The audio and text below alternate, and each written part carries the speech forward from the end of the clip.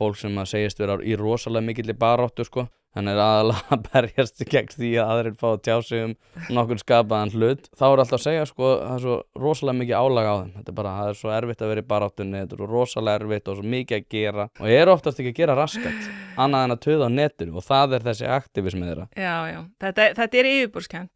Ég sammála, þú veist, að mörgu leyti þetta mjög yfirborðskennt af því að hvernig ætlar að breyta heiminum á netinu? Jú, þú getur breytt honum með því að þagga niður allar aðra skoðanir. Þú veist, það í raun og veru helsta breytingin sem þú gerir.